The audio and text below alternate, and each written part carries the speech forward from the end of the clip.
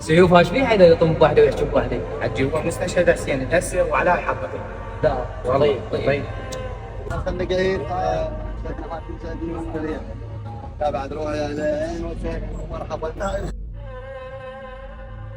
يا ناس عذروني تعبت، دافن صديق وما متت، هو اللي اخذها وما قلت عفاني. يا ناس هذا اللي بالصور صاحب عيون على السهر، خلاني مكسور الظهر عفاني.